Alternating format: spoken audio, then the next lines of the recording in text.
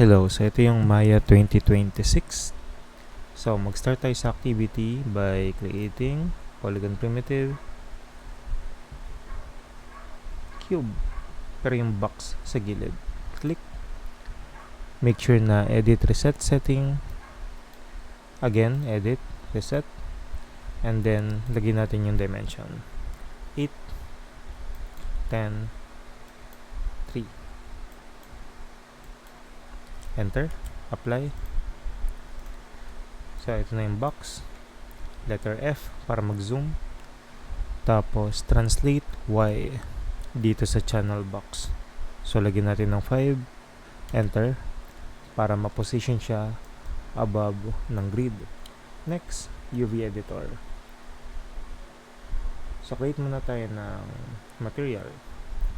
Windows, rendering editor, Hypershade. And then, gagawa tayo ng material. Create Arnold Shader Surface, AI Standard Surface. Pangalanan natin, packaging. Enter. Dito sa base color, may checkered dito. Click natin yan. And then, click natin yung file. Dito naman sa image name, sa file attribute, folder. I-navigate natin kung nasan yung UV map natin. In my case, nasa UV mapping. And then ito. Open. Okay na, na-create na natin yung material. Balik tayo dito. Right click. Assign existing material. Packaging. Para makita natin yung UV, kailangan natin i-activate yung texture. Ito yan. Number 6 yung shortcut. So, ayan. Kita natin yung texture. Aayusin na natin sa UV map. So, split view. Close ko na muna tong outliner.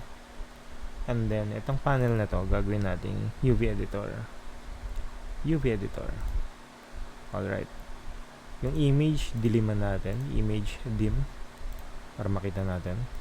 Habang nakaselect to, create. Automatic. Para mag-iwahiwalay. And then, select natin yung edge. Click natin yung paikot. Top, right, left, bottom. Para matahin natin. Similar dito sa cross. So, sinelect ko na yung edge sa taas. Katsu. Mobensu. Baba. Katsu. Mobensu. Gilid. Katsu. Mobensu. Kabilang gilid. Katsu. Mobensu. Okay. Next, face naman. Face. Double click para ma-select. I-move natin. W. Ito yan. Yung move tool. And then, resize.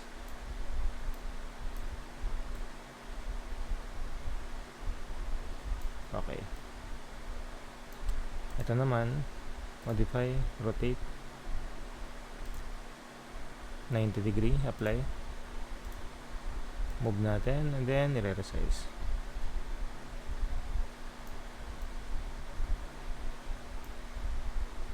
Okay. Konti pa.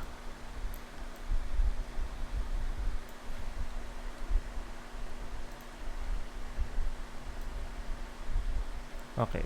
Tapos balik na tayo sa spacebar. Right click, object mode. So, ito na yung packaging natin. Next, i-prepare na natin for rendering. So, in this case, gagawin na natin ng ilaw. Arnold, light, sky dome. So, may ilaw na siya. Pag nirender natin dito sa render view, ayan na siya. Lagyan natin ng floor. So, create tayo. Create polygon primitive, plane.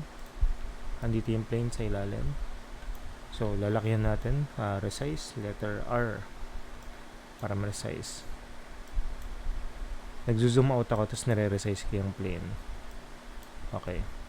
And then, lalagyan natin ng material na ceramic. Modify. Hindi modify. Windows, rendering editor, Hypershade. create Arnold shader surface and then AI standard surface. This time pangalanan natin to. Itong presets, piliin natin yung ceramic. Ayan, replace. Okay, close. Itong plane, right click, assign existing material, ceramic. So pag ni-render natin, ayun na siya. So okay na tayo sa render.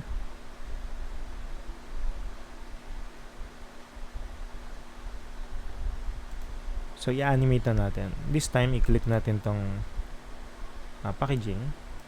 Mag keyframe tayo dito, letter S. Siguro hanggang 100 lang.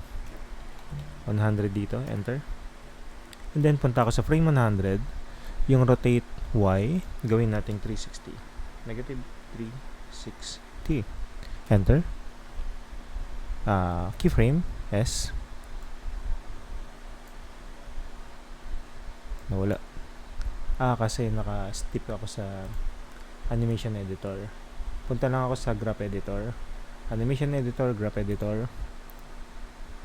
Ito. I-click ko lang yung spline. Ito. So, hinighlight ko yung mga anchor point and then or yung keyframe and then spline. Ayan na siya. Okay. And then, lalagyan ko lang ito ng slow in, slow out. So, yung curve, lalagyan ko ng weighted tangent. Click. Para ma-modify ko tong, sobra. Dapat ito lang. Ayan. And then, sa kabilang side, ikaw ba to? Parang hindi. Nagdidikit-dikit siya. Hindi rin siya. Nasaan ka na? Ito siya.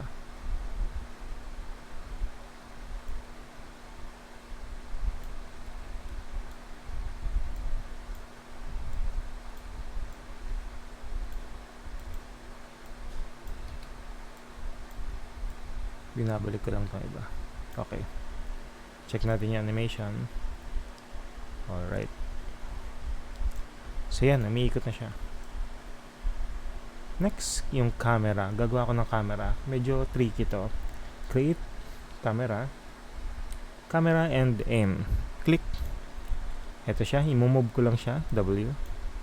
Dalawa yung na-create dito. Yung camera at saka yung aim. Etong aim, yun yung ilalagay natin sa mismong product. Ayan. So, ito yung camera. Palitan natin yung view natin ng camera. Sa panel, perspective, camera. Ito yung view ng camera. I-animate natin to. So, frame 1, galing sa ibabaw siguro. Pwedeng malapit na ganyan. S, lalayo dito. S, and then lilipat sa ilalim dito. Sobra. Yan. S. Again, may problema dun sa animation editor. Graph editor. Ito. Gagawin nating spline. Hinighlight ko and then spline.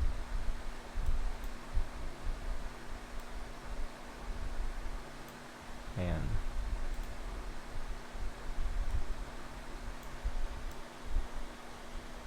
Yun. May problema dito.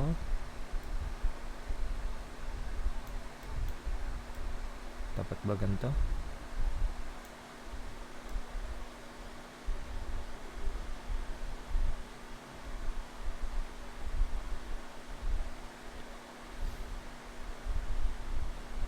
Tanggalin ko na nga ito. Dinilit ko na lang yun. Ito. Right click, delete. And then lalayuan ko to. S. Bakit tumaob? Wait.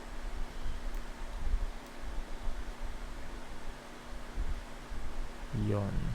Dito pwede ko pang layuan to eh. Ganyan.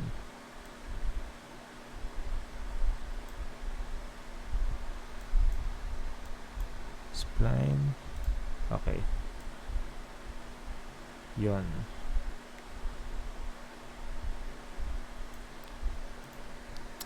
So, yan yung animation natin. Check natin sa IPR. Ito yan. Ito yung interactive na render. Sa kada change mo, makikita mo yung progress. Preview sa render. Okay na ako dyan. So, iba-batch render na natin. Punta tayo sa render setting. Ito, render setting. Ang importante dito, yung EXR, JPEG muna.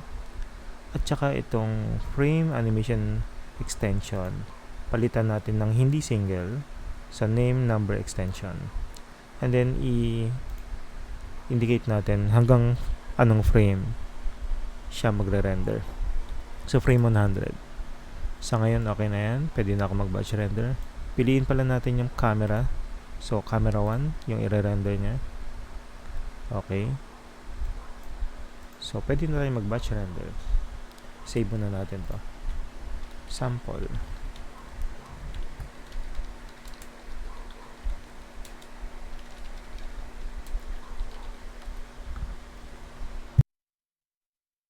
Ayan.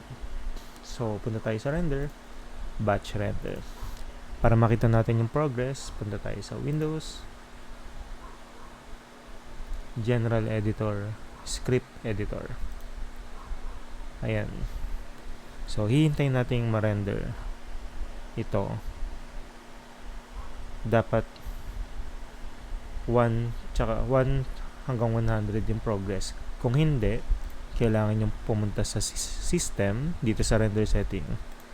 Tapos, i-uncheck nyo itong abort. Ayan nga, may check. Uncheck natin yan.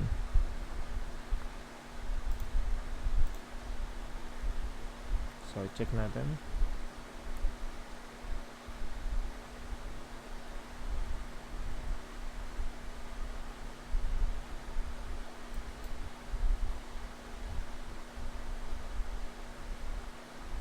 Ayan, nagre-render na siya.